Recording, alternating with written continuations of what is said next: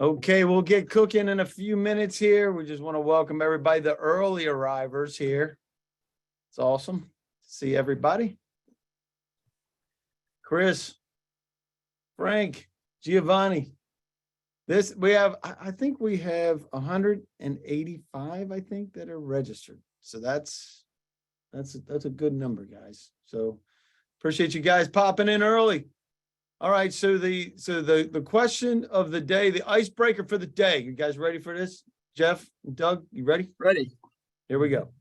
So the icebreaker of the day is, what is your favorite sci-fi movie? Because that was actually, like, I'll tell you, there's somebody that asked a question about Will from the VA says it breaks down the sci-fi from reality, because we're talking about reality, but there's a lot of sci-fi baked into our thinking, don't you think, guys?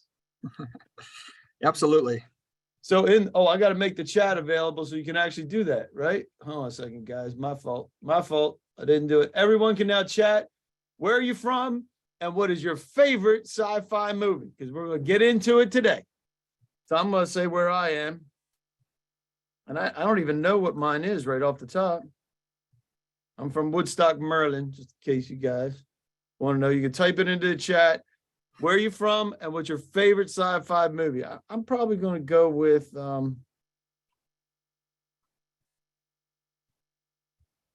Interstellar. Nice. Is the Matrix? So that's sci-fi, right? Oh yeah. You consider that? Okay. I'm just making sure I'm making sure I'm not violating my own question.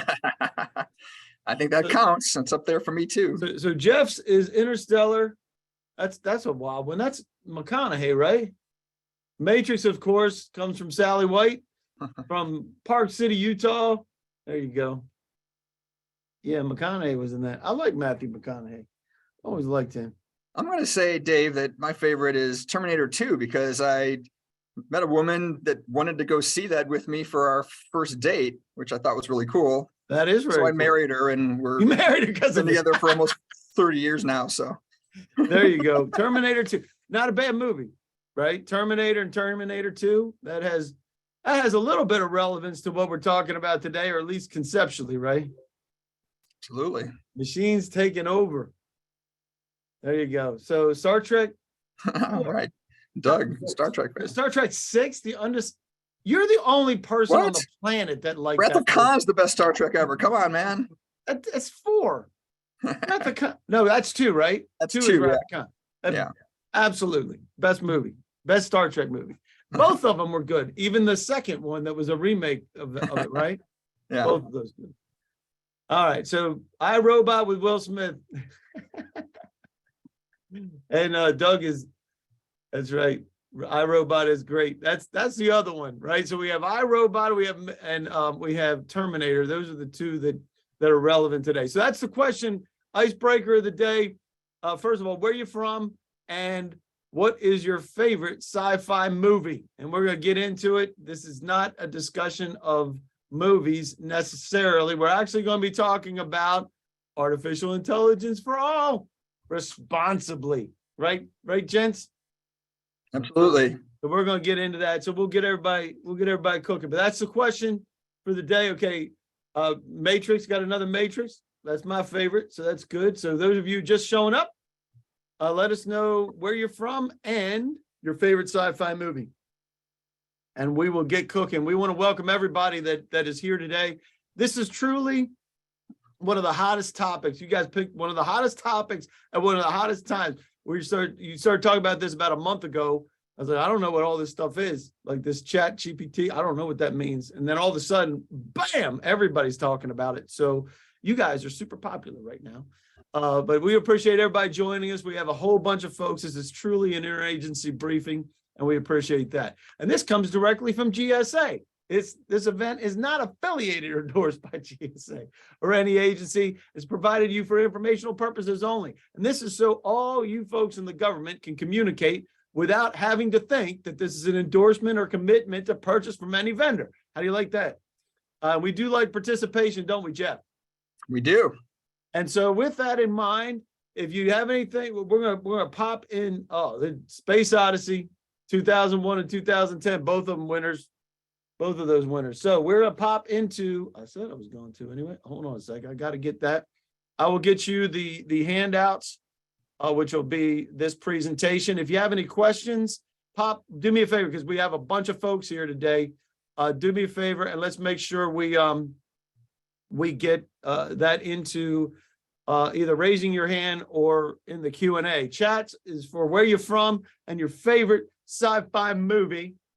And I'll make sure we get let me grab the information that we have for your presentation. I thought I had it. Let me see. Is this gonna work? There we go. Boom. You can download the presentation right from GovBrief, and I'll do my best to be able to keep you guys up to speed on all of those things as it comes apart. So you can make sure you can communicate. Let me get this other stuff. What happened to my controls here? Every time. There we go. There we are. All right, so here we go. In the chat, you can also say this will be the best briefing ever if.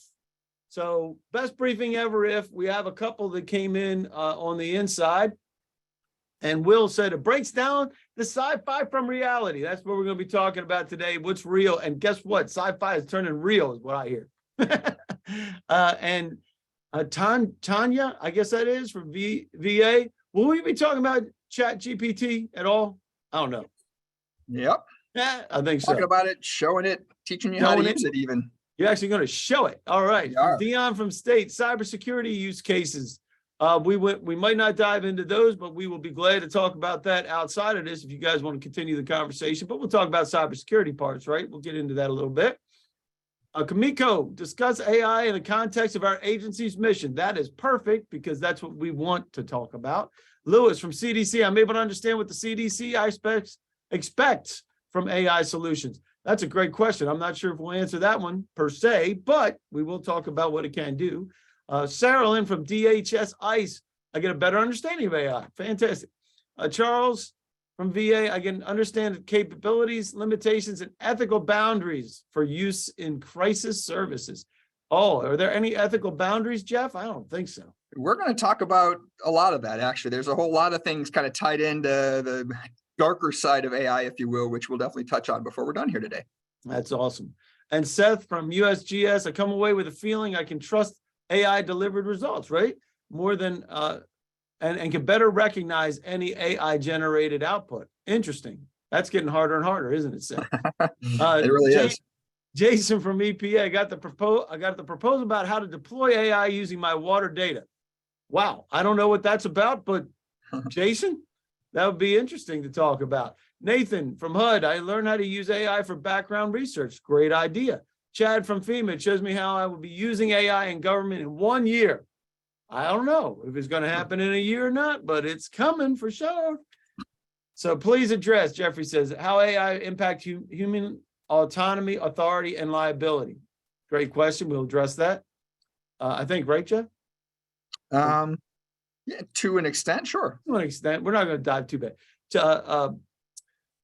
From Army Corps, from Christopher, how can I leverage AI to increase productivity and acquisition work? Whoa, fantastic, right? Acquisition workforce. Love that. Wendy from FDA, how it impacts schools and work-related situations. If I learn how, and then Michael's saying, if I learn how AI can be easily added to PWS or task order. I don't know yet, but that's great. John from FAA, job security. That's a big one. That's a big one. And Celia, use of AI and optimization of cloud monitoring, of AI for monitoring applications hosted by Azure and AWS and GovClouds. I don't know. Are you going to dive into that at all? But I bet you Celia wants to. So we're going to kind of show some general use case stuff that's applicable to many of these things. I'm not sure every single one, but certainly there are other things we can talk about, separately if need be. That's fantastic. And Nathaniel, how does effective use of AI in developing requirements look like? Love that one. We'll see what we can do to help there. And John from Census, is there any reference to architecture and best practices document? No, I don't know about that one. No such thing yet, I don't think, but we're going to refer to a couple of ways to look at that sort of thing. So I love it. So we are going to be interactive this whole time. We got a bunch of them here that says RPA versus AI hybrid implementations. That's a great question. So robotic process automation, Billy's asking that. And Let's see. Love the fact. Star Wars, we got Carl from Star Wars. Love it. All right, so why are you guys here today? Are you on the hot seat? Are you trying to get your head around this thing? You want to be part of the dialogue, or your boss made you come? And how many folks have been here to a Gov Brief session before? And while we're introducing these characters that we have here today, Jeff and Doug are both from Divine, and Divine is all about creating the value for the customer through its enterprise cloud and on-premise cybersecurity solutions. So they have a little bit of experience in cyber, right? And then intellectual property, and active contributor in the community across the board in a lot of different places. And they've been founded in 2002, and they're incorporated in Illinois, and they are an SBA 8A in the 8A system. And Jeff Lanham is a senior business technology executive. He's experienced in many aspects of information systems, design, architecture, implementation, support, management, enablement, and business development. And Doug, he actually is writing things for people, apparently. He has a paper on artificial intelligence and mainstream enterprise applications, was published in the peer-reviewed World Complexity Science Academy Journal. That is, you can access that from the GovBrief site as well. And he's a senior enterprise and solution architect and IT program management consultant, specializing in business transformation and value creation enabled for information technology, IT transformation, cost reduction, enterprise systems development, and IT integration. How you like that for an introduction for Doug and Jeff? There we go. And Roxanne says, Department of Veteran Affairs, not into sci-fi movies. I don't know how that can possibly be, Roxanne. You might But that's be in the wrong okay. place, but that's okay. That's all right. We don't judge, Roxanne. We don't judge your movie selections. So there you go. So we will so let's take a look, and we another 3, 2, 1. 75% have participated so far of 104 that are here. Let's see. All right. So here we go. Here we're going to share these results out. Got 3 people that are on the hot seat for AI. That means something's cooking in AI in their world, right? And then a lot of folks trying to get their head around. They want to be a part of the dialogue. Fantastic. We're going to make sure we do that. And 3 people are here only because their boss made them come. So there you go. So as we're thinking about this and introducing to these guys, I do have the next poll, which is, what is your level of exposure to these new terms, like ChatGPT or GPT-3 from OpenAI? Never heard of it? Or you heard of it, haven't tried it? Have you tried it some? Use it regularly? Have experience in something else? So that's where this is going to be fun. This is the fun one. So this is probably right before machines take over. And speaking of machine taking over, you ready to take over, Jeff? Surely am. All right. So I'm gonna make sure you can share. You can share, and I'm gonna stop my sharing, and we're gonna see if it works. Look at this. Unbelievable. We did it. We have not caused a warp in the time-space continuum. At least not yet, Jeff. Not yet. There's still time, Dave, right? Yeah, there's plenty of time. There's plenty of things that can go wrong, and Murphy is all over these types of interactions. So I want to introduce Jeff Lanham, great guy. Tell us a little bit about what we're going to be talking about today.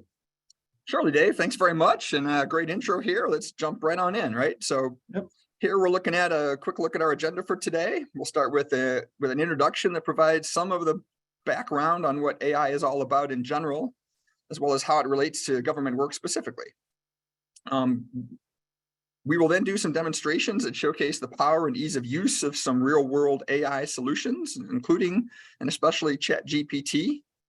And we'll wrap it up with a brief look at the darker side of AI and some final thoughts on how you can, manage that and start utilizing this amazing technology in your everyday lives coming out of this. That's our hope. So let me share these results with everybody so you can see this. There you go. There's some folks that are brand new to this. Fantastic. We love that, right? Right, Jeff? Yeah, absolutely. And some folks have heard it, but they haven't tried it. And then 31% have actually tried it some. That's fantastic. All and right. A lot of folks aren't using it regular. It's probably true because it's not a regular thing yet. But it might be. And so we'll show you some new ways to use it today and maybe give you some new things to think about. That's fantastic. Awesome. And I'll try to keep us up to speed on the Q&A. And there we go. Love Right. it. Go. Awesome. So let's move right on into it then, right? We'll start with a quick review of the summary of the enterprise AI strategy from the Department of Health and Human Services. Of course, that's what we were kind of, focusing a little bit on today. So when we do refer directly, that's kind of the context, but this is pretty typical, pretty common, and similar scenarios across other government departments and agencies. So hopefully there's something here for everyone, even if you're not specifically from HHS. But what it says here is that HHS should endeavor to leverage AI to solve previously unsolvable problems, right? Lead advances in health and well-being, and generally embrace the use of AI in a trustworthy manner. It really speaks to developing an AI-ready workforce, encouraging research and innovation, especially in the health space, and ensuring the safe, secure, and ethical use of artificial intelligence technologies. That's crucial, as we'll talk about here today. To me, that means you should be able to take what you learn here and apply it immediately in your daily work. That's our hope, and hopefully we can enable you to do that and go forth and be more artificially intelligent, I guess, right? Yep. And just so you know, we do have a comment from Christopher Andrews on the poll. Which one of these three presenters is an AI bot? Dave, Jeff, or Doug? You'll have to figure that out by the end, right? That's the trick. Real life Turing test, huh? Thanks, Christopher. That's awesome. So this slide is kind of showing an overview of some of the recent legislation that relates to the use of artificial intelligence in the federal space. As you can see, there's a number of significant bills that deal with this, either directly or indirectly. The main objectives, I think, that span all of these really speak to the whole purpose of our presentation today. And that's really about embracing AI in a holistic way while being mindful of the risks and threats that it can engender, right? Clearly, there's a ton of interest here in government, especially, and no small amount of money to support implementing and engaging with AI solutions. And we're expecting, based on what we've seen, for this only to grow going forward, right? Before we get into the details here, and for those that this is new to you, right? Let's start with some good old definition of terms for some of the most important concepts here. Just kind of get your head around what this is all about, right? So artificial intelligence, or AI, is the widest and broadest term, really kind of the umbrella. It includes all the types of technologies that attempt to emulate aspects of human cognition, right? So people can think, they can learn, they can make decisions, they can synthesize new things, right? That's what we're trying to accomplish with AI in general. Machine learning is a subset of AI that uses vast amounts of data to train a digital model of reality, which you can then use to ask it questions or have it create content or evaluate content or whatever. We'll see more about that later. And finally, deep learning is an even narrower term that applies to some complex learning models with multiple layers of artificial neural networks, right? That's a little techie, but underneath it all, that's kind of how this stuff works. And deep learning is what ChatGPT and GPT-3 and most of the things you're reading about in the news these days are based on the latest deep learning algorithms and the vast amounts of information that they're being used to train them to do interesting things. Here's a colorful slide that I like because it really kind of showcases in a great way, I think, the high-level relationships between the domains of math, data, and computer science, and where they overlap and come together to enable these kinds of technologies. To varying extents, they all play critical roles in the development and application of AI solutions. Statistics in particular is important in machine learning because that's what really provides the framework for understanding and evaluating the performances and the results coming out of these machine learning models. In computer science, AI is closely related to fields such as machine learning, computer vision, natural language processing, and robotics, all of which involve the use of algorithms to process and analyze huge amounts of data, learn and intuit patterns from that data, and then use that to make predictions, decisions, or generate content. I really think this picture does a good job of highlighting some of the areas of huge potential value that live in the intersection between these things, right? So data science, data mining, predictive analytics, cognitive computing. These things are all, really growing quickly these days. And real quick, Jeff, keep that Yeah. up further for a second, because Elizabeth says, I knew it was over my head when you started. My favorite sci-fi movie. She doesn't have a tech background, but that's all. The beautiful thing about what we're talking about is you don't need a tech background to use what we're talking about. Now, when there's going to be propeller heads all over the place in this, I get it. I'm one of them. And so is Jeff. And so is Doug. No offense to anybody who is one, but we're really talking, she has a clinical background. So this is, you can see where this kind of goes across. Even you could lay clinical into that model too, can't you? Yeah, absolutely. Right. And some of this stuff even falls outside of computer science in a sense, or, things like huge data analysis with more traditional technologies is definitely part of this as well. But, new things. And basically, I think the key thing to think about here is new ways to solve problems or to solve previously unsolvable problems with, new ways of approaching them. Right. Yep. And she says to use it in clinical trials. Exactly. Yeah, That's absolutely. exactly And we've right. done some work with customers in the medical device space and in the software as a medical device world and some other things like that as well. Awesome. Thank you, Elizabeth. You're awesome. Yep. So let's get into a little bit of the history here, right? So we'll leave the techie stuff behind for a second and start talking about who's who and what's what, kind of how we get to where we are today. The history of AI can be traced all the way back to ancient Greece, where myths and legends portrayed robots and automatons as intelligent beings. Early computing efforts by Pascal, Babbage, Ada Lovelace, and others really set the stage for all the advancements we've seen since then. The modern field of AI as we know it today really began to take shape in the mid-20th century with the development of digital computers. In 1950, especially, the question of how to determine whether a machine is intelligent, right, was answered by Alan Turing in a way that we still use today, and which is called the Turing test. It asks, does the system exhibit intelligent behavior equivalent to or indistinguishable from that of a human? And as we're going to see, early models began to start to do that, but the ones today are much better at seeming, acting, behaving like humans. And that's really where some of the magic comes into play and also some of the challenges, as we'll talk about. But the earliest semi-successful efforts to seem human came in the form of the first chatbot, which was called Eliza. Eliza is a program that parsed the input provided by the user, applied a relatively simple set of rules to that input, and then responded with text output that attempted to mimic a person-centered psychotherapist, right? In the theory of Roget. While quite rudimentary by current standards, Eliza was compelling enough to create quite a buzz back in the day. And actually, on a personal note, my own very first experience and exposure to computers was when I first saw Eliza running on a Radio Shack Model 80, like in this picture here. And I was in grade school at the time. So I was instantly hooked, and thus began my lifelong passion for an eventual career in computer science. So the inspirational stuff, right? Awesome. Despite all that hype, unfortunately, that has surrounded AI throughout its history, or maybe even because of that hype, right, there have been several periods of decreased interest, right, where AI research kind of stalled or didn't move forward.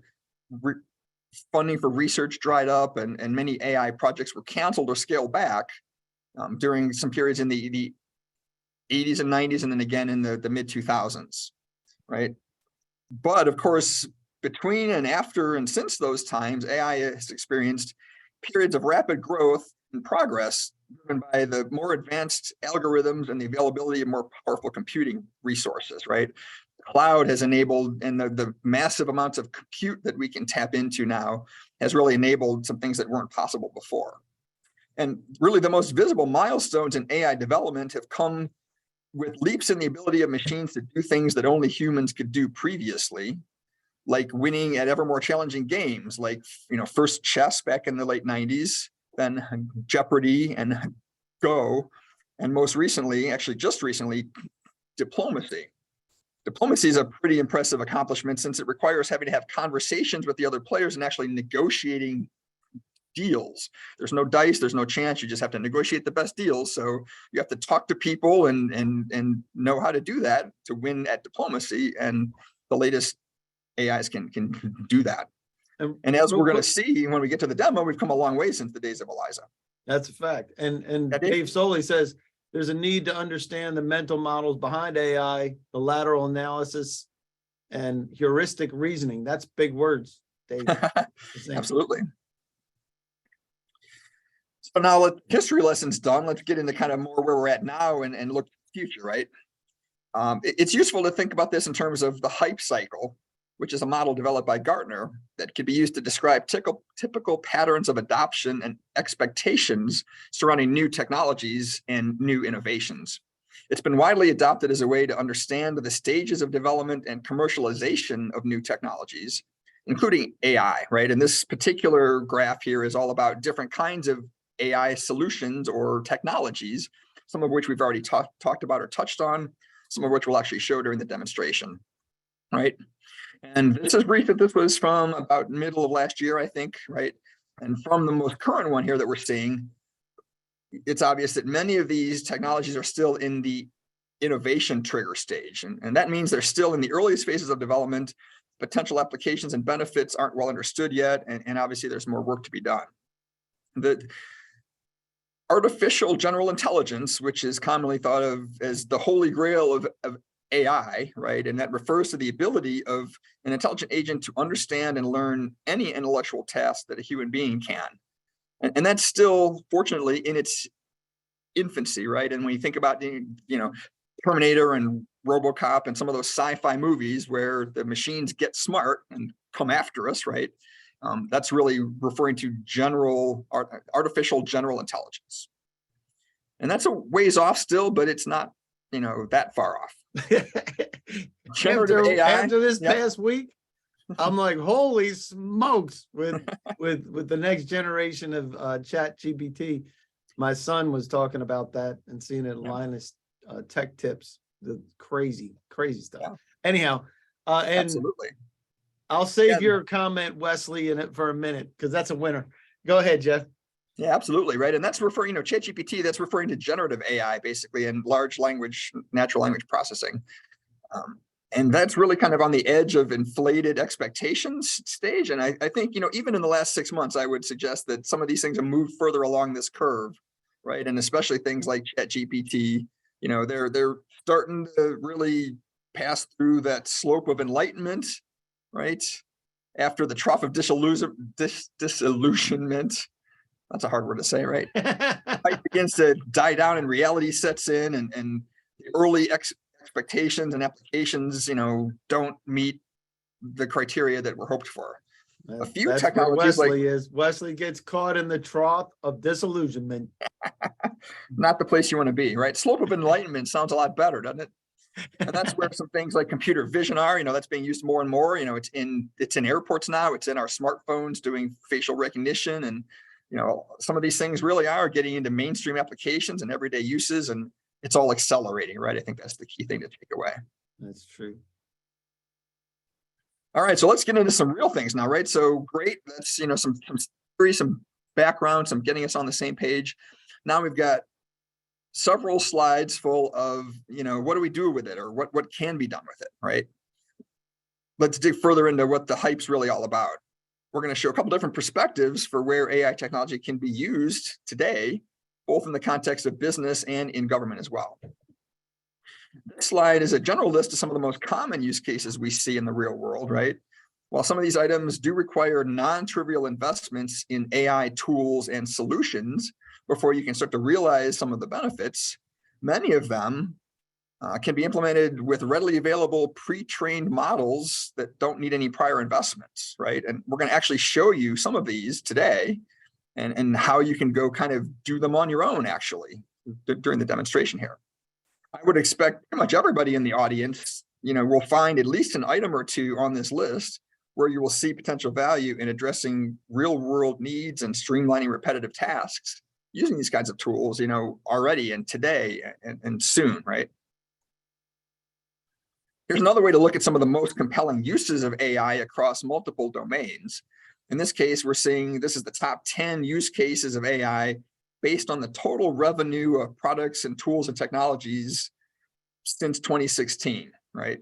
So the leading entry by a pretty big margin is object detection and avoidance, which is applied to everything from industrial robots to autonomous vehicles, right?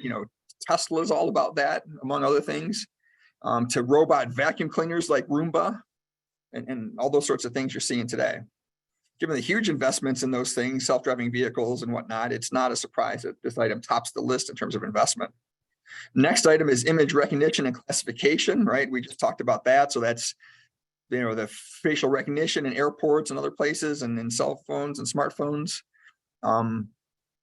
And police license plate scanners and a whole lot more are being used with that. So a ton of investments and ton of current and in development solutions around that. And of course, the rest of these entries cover a variety of other data processing tasks, which in some cases are specific examples of some of the items we saw in the last slide. And all of them represent innovative use cases of computers to do highly detailed, repetitive, boring, or dangerous tasks in some cases that most humans don't like to do or don't want to do or can't. And there's obviously a ton of value in those use cases where it's allowing us to do new things or do them in more efficient ways. I'm particularly not in favor of the usage for speed cameras. Me neither, right? I got a bit of a lead foot, Dave, right? So I'd prefer that not as well, but I may or may not have sorry. ever violated the law in that fashion. That's right. So finally, we get into a slide that's more specifically focused on and relevant to the government space, right? And this is where we see some of the most controversial potential uses of this technology, such as autonomous weapon systems and automated decision-making systems and things like that, right? When you trust the computers with the weapons, that's when you get the most risky scenarios and the most exciting sci-fi movies, I guess, right? We'll explore the darker side of this, as we mentioned a little later, but suffice it to say that there's good reasons that a lot of those types of movies have explored this, right? And I think we've hit on most of them. I actually listed a few that are most relevant here, and some of my personal favorites. I already mentioned Terminator, RoboCop, The Matrix, 2001 and The Space Odyssey, and actually WALL-E. I lumped into this as well as end of the world scenarios and what comes after sorts of things. Fortunately, there's plenty of less threatening uses of AI in governments, and hopefully you and everybody on this call will focus on those and not the others, right? That would be beneficial for everybody to focus on those. Definitely. So the fields, let's get a little bit more into how and what, right? Now we've talked about the why and when and whatever. So, the field of AI and machine learning is advancing rapidly, obviously, in recent years. And there is now a wide and growing range of tools, products, platforms, libraries, pre-trained models, and other things currently available for creating solutions based on AI and machine learning. Virtually all the major players in the technology space have made huge investments, Google, Microsoft, Amazon, Meta, Salesforce, IBM. We just, pretty recent news that, Microsoft had invested $1 billion in open AI and ChatGPT that we're going to see. Now they've just upped that to $10 billion over the next 5 years. So, we're talking lots of money going into these things. Fortunately, there are also freely available tools for many environments that enable exploration of data and creation of AI and ML solutions with little or no investment needed. Open source libraries that make it easier than ever to start leveraging this technology for your initial efforts, and they can be quickly deployed to one of the major cloud platforms for use in larger or production scenarios as well. And finally, and last but certainly not least, where most of the news and interest is in the growing number of ready-made, pre-trained AI models that can provide some pretty amazing results all by themselves, which, as we mentioned, is what we're going to see in the demo. So without further ado, for our demonstration today, we are going to focus on showcasing some of the capabilities of the OpenAI platform, including ChatGPT and the engines behind that, which are called GPT-3. We'd originally planned, and I think we said in the initial literature that we planned to take a tour of some of the AI related services in Microsoft Azure as well. But we decided, based on everything, to limit our time today to focus on OpenAI and ChatGPT. That's, we think that's the most value to everybody. If you really do want to learn more about Microsoft Azure or Google or Amazon or any of the other AI tools and platforms we've mentioned here, we're more than happy to schedule individual session with enough time to drill down and really do it justice. So let's go ahead and switch gears and get going. I'm going to stop presenting here and we're going to turn it over to Doug, who is going to take us through all this cool stuff. Okay. First things First, first. let's get our audio. First things first, let's get our audio straight. Yep.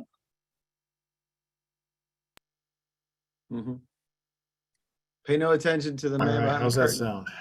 That's perfect. Awesome. I think I need to turn my speaker on. All right, how we doing there? A little feedback. There we go. How about How now? that? Talk again, Doug. How about now? Now, a little bit of feedback, but I think we can live with it. Okay. All right, good deal. Let me share my screen. So good morning, good afternoon, everyone, wherever you are.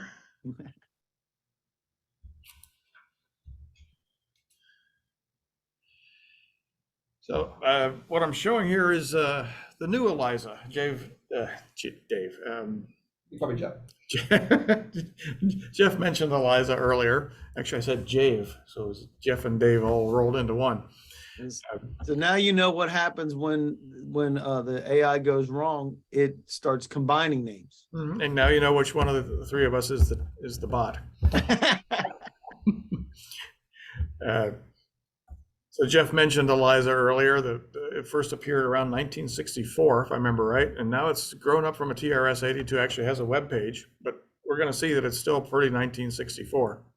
But before I get into this actual demo, Jeff also mentioned facial recognition and some of the real-world applications. I'm going to digress just briefly. I was out of the country week before last. I came home Wednesday night, arrived at Chicago O'Hare International Airport. I walked up to the global entry kiosk, was reading the sign about what to do about my glasses and my mask if I had one. And before I finished reading the sign, the machine said, "Welcome home."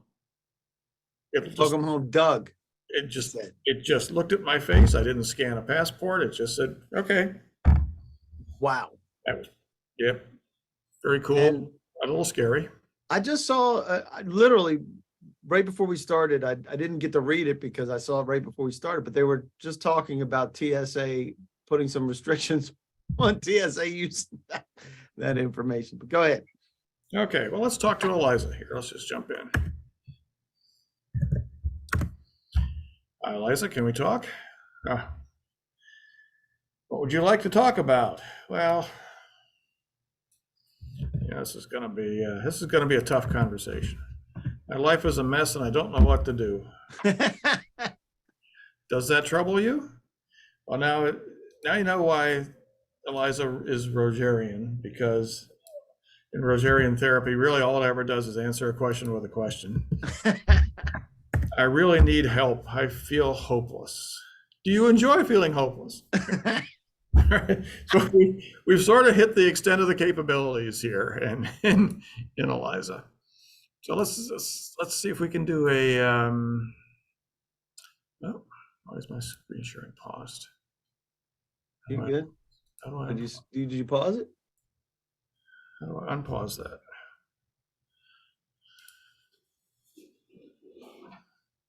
Think. You want me to try to take it back? and then- Zoom. Got it. Okay. There you go.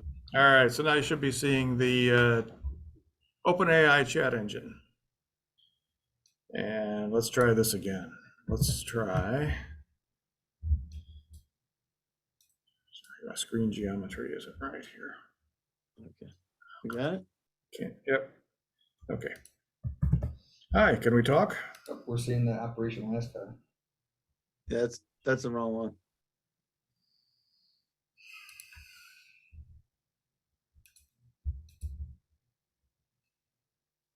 There we go. It'll come back in a minute. So if you, oh, by the way, if you have any questions, pop them into the Q&A or And we'll make sure that we get those answered because we'll have a good session at the end here. Go ahead there, Doug. You got it? So hi, can we talk? Yes, of course. My life is a mess and I don't know what to do.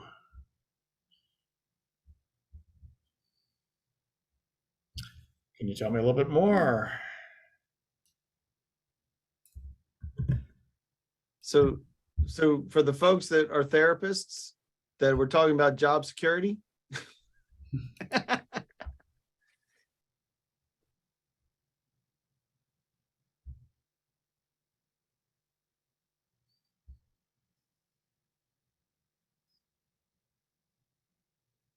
Wow.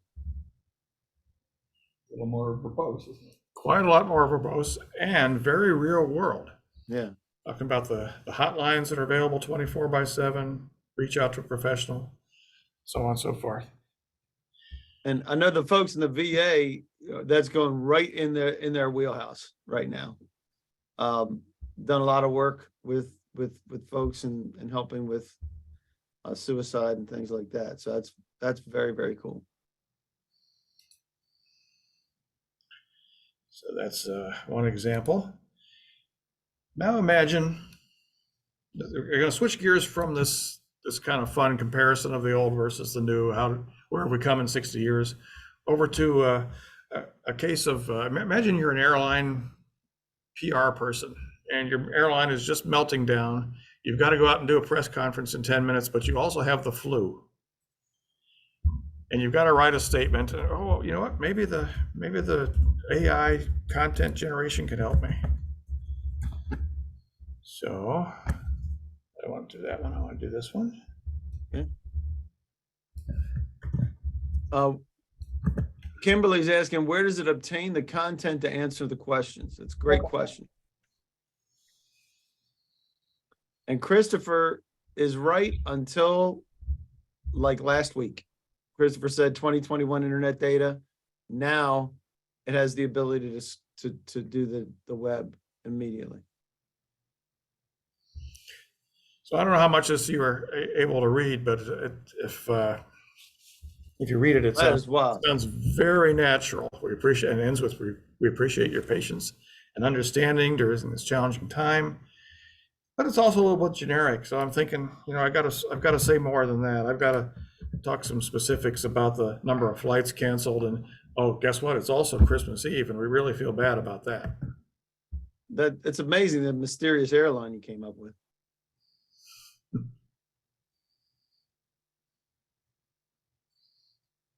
So I just said, by the way, today is Christmas and people are going to miss out. And the bot is saying, we understand the frustration and inconvenience for our passengers and their families and wanting to be together on Christmas Eve and the holidays. And it's kind of amazing.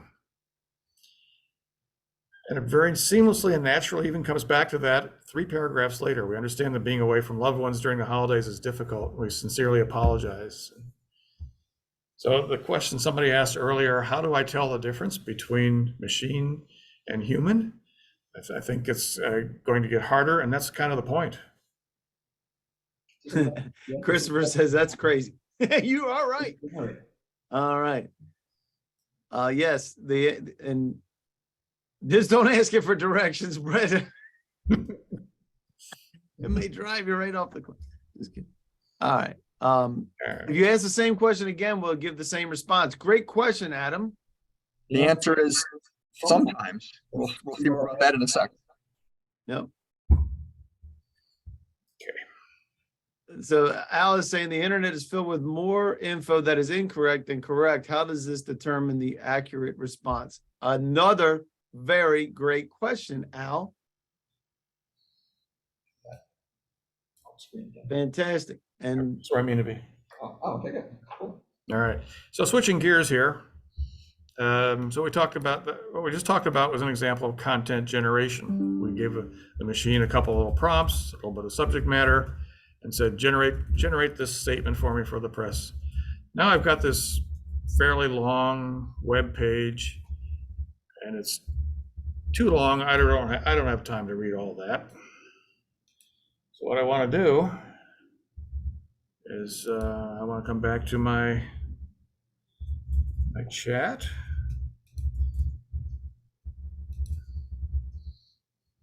Chat.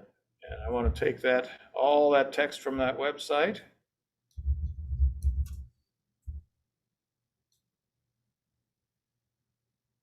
Which I'm going to do here in just a second. Copy.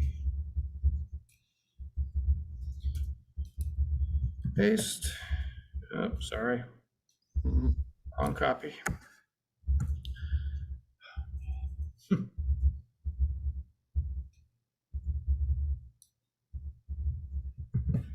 Wow, that's great. So Wesley's asking, is there a program to put lengthy chat GPT response into text to determine if it was AI generated? So being able to ask it if it was AI generated, that's fantastic, Wesley. There's actually some new work going on about that to try to embed, something in the response so that it can tell it was computer generated, but it's not quite there yet.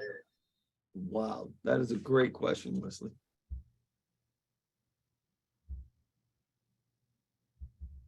And it depends on the AI platform, but in this instance, pull documents and provide answers, Dave, I think we answered that as well. It's a combination of historical documents as well as now being able to hit the web in real time. And if you haven't seen what Linus Tech Tips did on this on Friday, it is spectacular to watch their reaction. These are real deep propeller heads. So here's an example of content summarizing. I took that whole lengthy web page, said summarize this, and here's what we've got. We've got 5 or 6 sentences, and then I read the whole article. I read this, and it makes perfect sense. It's a really good summary. It does a good job with that. One cool thing I like about that feature is you can tell it either how many units a word and limit the size, or to target it as second grader or a certain grade level, so it can interpret, either use smaller words or whatever. Awesome. That's always been an issue for me when I'm writing an article or trying to write an article, is being able to condense it to where it was. So we have it's a great application for if you're in school and you're writing papers and they insist on an abstract every time, just let the machine give you the abstract. And Dazan said, once I asked it to write a vanity card about traffic in the voice of Chuck Lorre. It did, and it was in his style and humor. So there you go. We've got 1 or 2 more humorous examples before we're done here. Yeah, I love it like that. And then who owns the output provided by ChatGPT? Any other AI chatbot or service, or does it differ between AI platforms? So some of the legalities of this are being decided, right? So, the person that generates the output owns it, I believe. But, if some of the risks, what if you don't attribute that and you pretend it's your own? Now it's basically plagiarism in a sense, right? And that's one of the things that schools are kind of worried about, right? But that's some of the risk that comes with this cool technology, is that you can't tell necessarily that it was written by a computer, and there's both ethical, moral, and possibly legal ramifications of that. So a lot of that's being worked out, and we'll see a lot of litigation around this in the future as we try to sort out, how does this all work in society and stuff, right? Love it. And Doug, I mutified you while he was talking, so we got rid of the feedback a little bit. So if you want to talk again, unmute. Okay, are you muted? There you go. Okay. All right, let me share again here. Let's go over, take a look at this thing. So what does the acronym GPT stand for? Great question. Really good question. Jeff, what Well, does we GPT asked them. stand for? Ask it. General something translator. You know what? We'll ask AI. We'll ask it in a second, actually. That's right. Well, Roxanne, we'll ask it for its originator. How about that? And then will you be providing the recording? Yes, Elizabeth, we will provide the recording. You ready for this now? I'm ready. Doug. Yep. Yep. So here we have sentiment analysis. And this can be used in all sorts of things. You can, this example, we're going to look at some real tweets that were posted in the Christmas time frame about Southwest Airlines. And we're going to ask the machine to say whether these are positive, neutral, or negative sentiments. But you can use it for all kinds of things. You can use it for the free form comments in a survey. Would you like to say anything else? You could run that through the sentiment analysis, or surveys, or any kind of feedback forms, or letters to the editor for that matter. Let's see what happens here. And Sri, we're going to answer this one too, I think. How does this affect programmers, coders, developers, or software engineers? I think you have an example for that too, right, Doug? Coming up after this one? Yeah. Okay, cool. I'm hitting submit and nothing's happening. It's just taking time. And Nope, the answer there is we go. generative pre-trained transformer. All right, thank you, Brett. That came from Google. So giving credit to Google and Brett apparently has to be part of the process now, right? I'm not sure on time, so skip the code thing. Yeah. Show us a song. All right, this is taking longer than I would have expected. Usually I hit hit the button and it gives me one, negative, 2, positive, 3, negative, so on. So it bang, bang, bang. Usually I'm not sure what's going on here. But so what we'll do is we'll just, you get the idea. It normally gives you these answers really quick.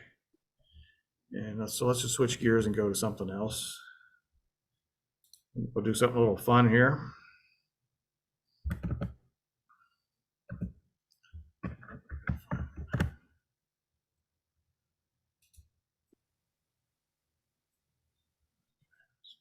Just a second. Okay.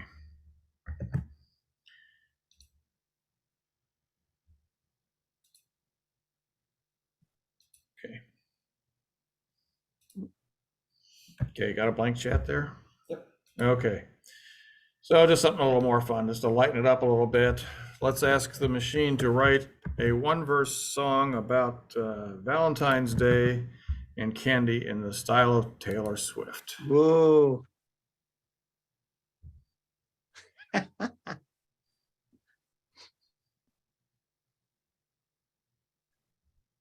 And the machine threw in a chorus just for fun.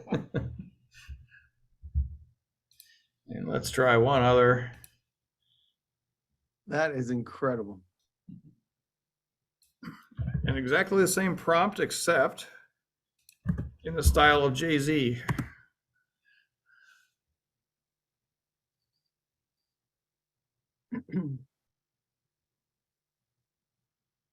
No chorus on this one. More rhymes though. Yeah. All right.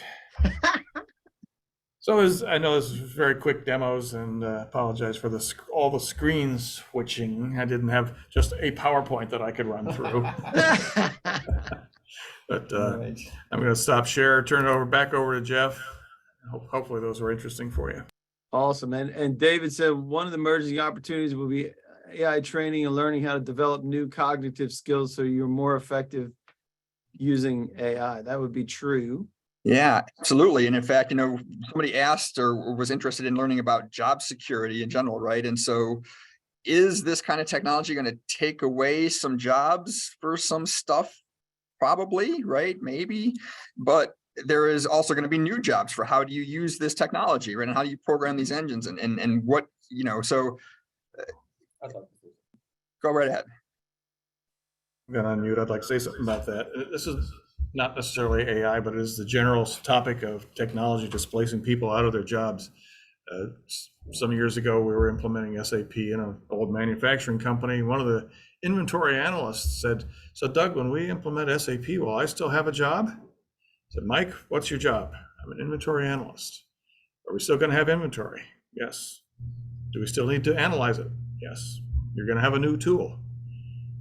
"Oh, okay." So in a lot of cases, the AI will just make us better, faster, smarter at what we're already doing. Some cases there will be some displacement, but that's You're gonna have Talk to Adam displacement. Smith about that. When there's new technology, there's displacement, right? So that's the way it is. And Christopher's asking, what is Playground in relation to Chat GPT?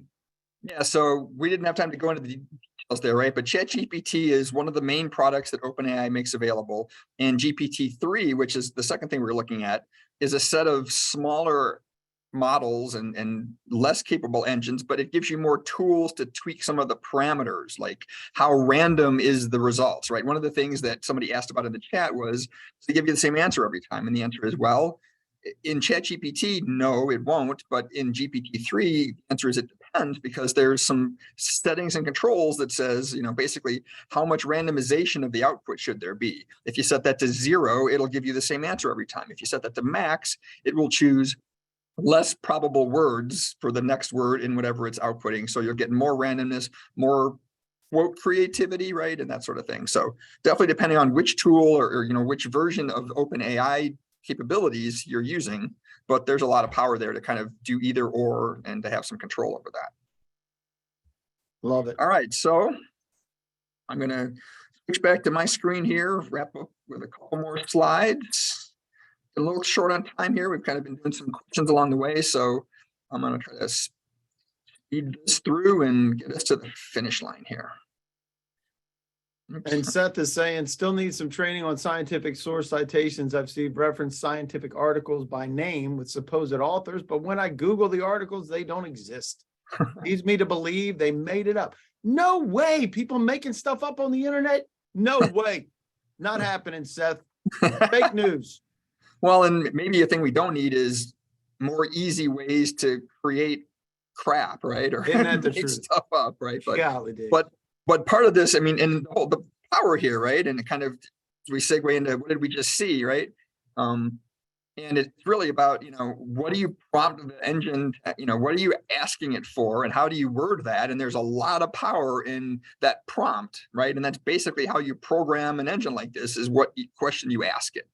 And you can even include examples and what you want and don't want and other things like that. So a lot of power, but with all those capabilities, again, there's some risks and some challenges, and it won't always give you what you want. And sometimes it might make stuff up that it sounds really true and it sounds very authoritative about, but isn't, right? So that's one of the things.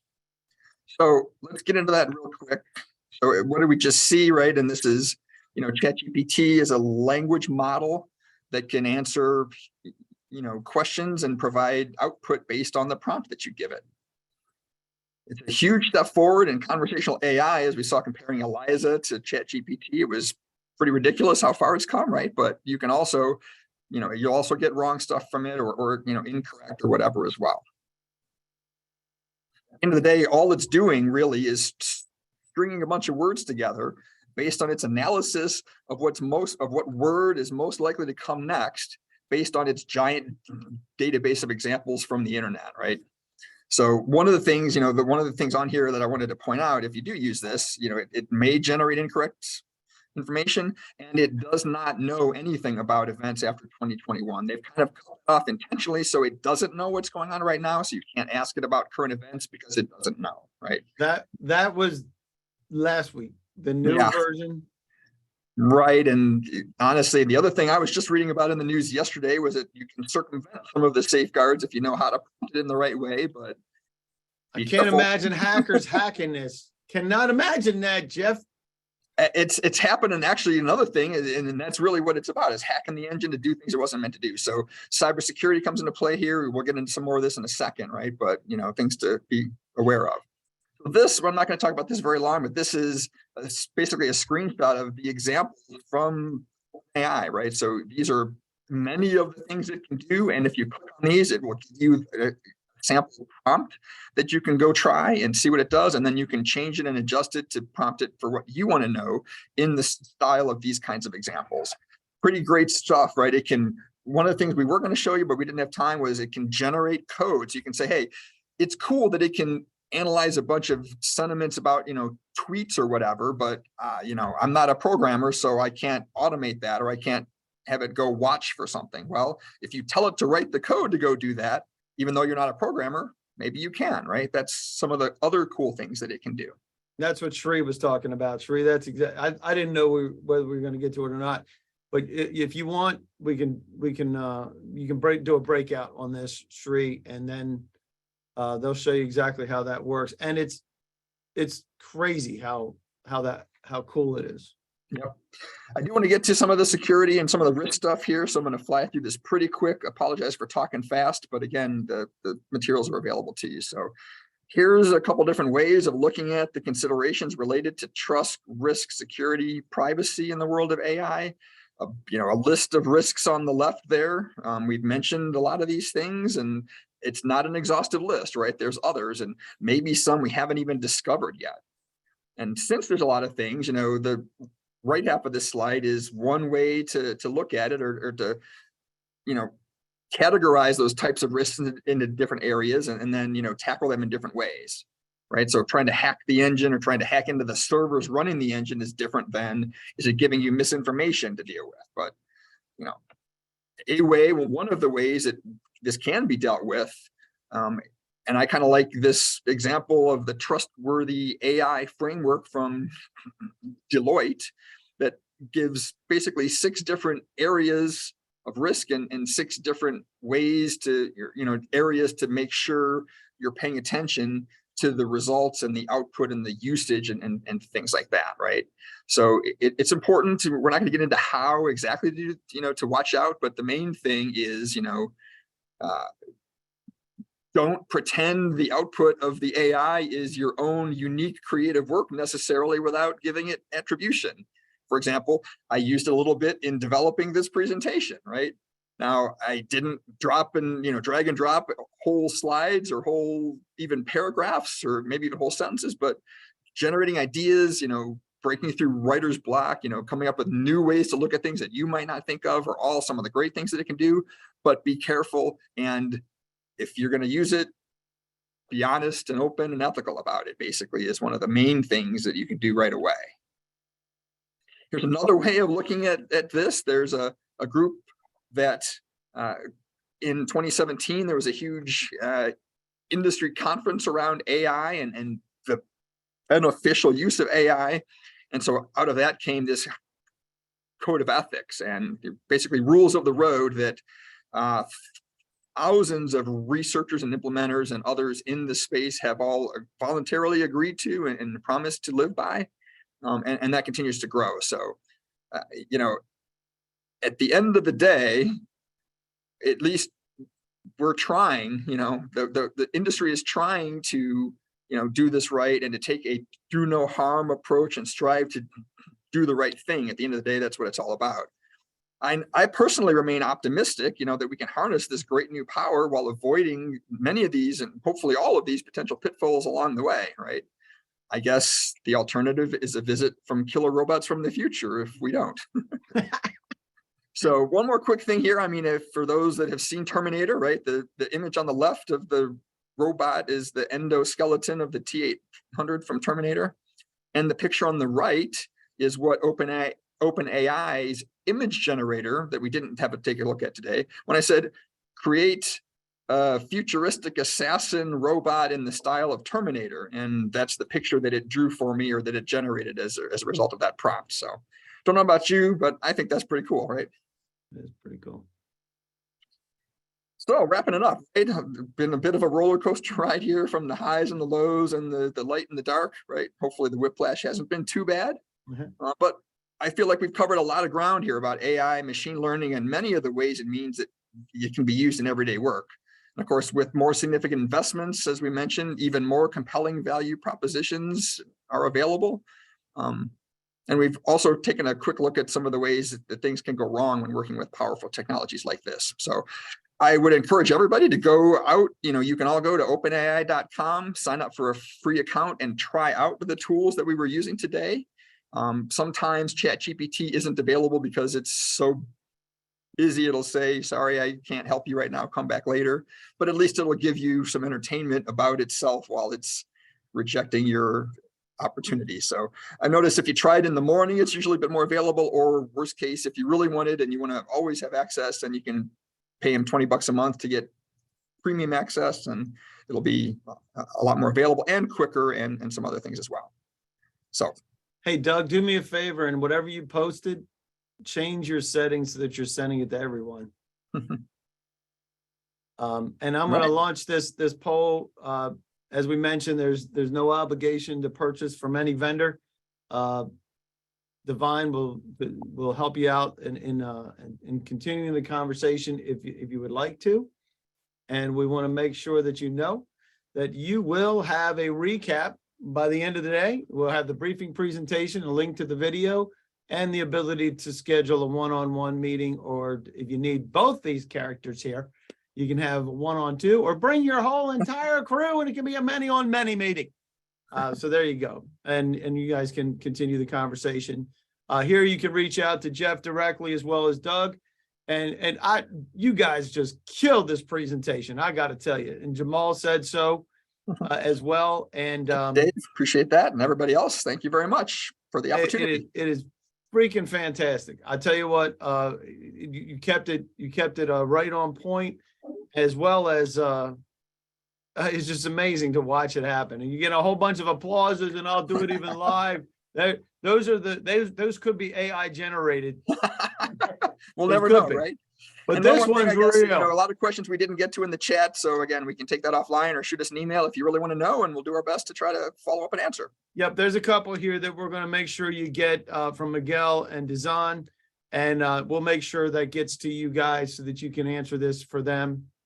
And please take advantage of being able to continue the conversation. Is that poll out? Did it work? Is it up? Because there's so. nobody asking to continue the conversation. I can't imagine that. It says poll ended. Let me go back. Let me see. Oh, yeah. Your results. Oh, there you go. Hold on a second. I'm going to stop sharing. That's what happened. There was a warp in the time-space continuum right there. Hold on a second. I'm going to go back. I'm going to say what is going on with this thing? I have to be able to, there it is. Relaunch the poll. There it is. My apologies, guys. I have no There we go. idea what's happening with Zoom. We've been hacked by AI. I'm Blame it on the machines, right? blame it on the machines, for crying out loud. Blame it on the machines. But for those of you that missed it earlier, we'll be able to do that. And yeah, please take advantage of these guys. Obviously, they know what they're talking about, and they have a lot of capabilities to be able to help you guys in your agencies. And one of those questions is actually from Miguel. If on your federal web pages you have content, do you need to write your content in the way that AI will use your federal content other than your normal SEO writing SOPs? That's a great question, Miguel. Yeah, I don't think so. I mean, they just scrape the web basically from, the client side. So now there's a whole different answer if you're training your own models, which is a possibility, capability. That's then you've got complete control basically, but in general, no. So there you go, Miguel. If All you're right. still here. If not, Miguel, we'll make sure Miguel gets it if Miguel's not here. And Elizabeth, you're awesome. Thank you very much. You're welcome. And I'll make sure that we get the rest of this stuff out to you. You're welcome, everybody that said a poll pot. I appreciate that, Wesley. Thanks for letting me know I screwed it up. And other than that, Jeff, Doug, awesome. And continue the conversation with these characters because they are worth talking to. And we shall see you on the next Gov Brief. We appreciate you guys. Thank you very much. I'm going to go ahead and end this poll again. In 3, 2, 1, and boom. There we go. And I'll get that to everybody. Appreciate you guys. Excellent job. And we will see you all in the next one. Appreciate you.